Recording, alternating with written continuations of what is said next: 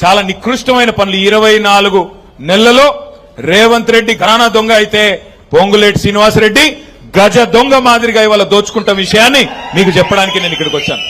నేను ఒకటే అడుగుతా ఉన్నా మిమ్మల్ని. ఇవాళ రేపు మన పిల్లలు ఎంత ఫాస్ట్గా ఉన్నారు. ట్రైలర్ చూస్తేనే చెప్తున్నారు సినిమా హిట్టా ఫట్టా. అట్లాంటిది ఇక్కడ ఇంటర్వెల్ అయిపోయింది కదా. ఇంటర్వెల్ ఫస్ట్ హాఫ్ మొత్తం డిజాస్టరే కదా. ఏమన్నా ఉందా? 2.5 ఏళ్లలో పీకింది ఏమన్నా సాధించింది ఉందా? అటర్ ఫ్లాప్ సినిమాకు అర్ధశత దినోత్సవం అన్నట్టు ఇలా పోజులు కొడతా ఉన్నాడు పొంగులేటి శ్రీనివాసరెడ్డి. బీసీ మంత్రుల్ని కొండా సురేఖ గారిని మాట్లాడనీయకుండా మైకు కట్టేయడం, పక్కనే ఉండే వాకిటి శ్రీహరి మంత్రి గారి మీద కాగితాలు ఇసిరేయడం. ఎంత అహంకారం కాకపోతే సాటి మంత్రులు సాటి ఎమ్మెల్యేలు వారు కూడా మీతో పాటు ప్రజల చేత ఎన్నుకోబడ్డ వాళ్ళు అట్లా చేయవచ్చునా? అంత అహంకారం. అధికారులను పట్టుకొని కలెక్టర్లను పట్టుకొని నీకు సెన్స్ ఉందా అంటున్నాడు. నేను అడుగుతా ఉన్నా, నీకుందా సెన్సు?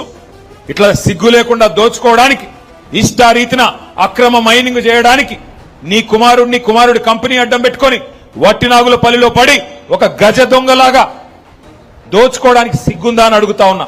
ఇవాళ ఆ పల్లవి షా, సతీష్ షా అనే వ్యక్తులు వట్టినాగులపల్లిలో ఎప్పుడో 1967లో భూములు కొనుక్కున్నారు.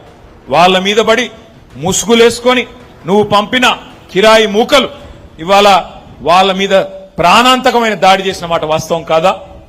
ఎఫ్ఐఆర్ చేస్తే ఒక నిజాయితీ గల పోలీస్ అధికారి హబీబుల్లా ఖాన్ అని ఆయన తెల్లారి వరకే ట్రాన్స్ఫర్ చేసిన మాట వాస్తవం కాదా? ఏది వాస్తవాలు కాదు పొంగులేటి గారు?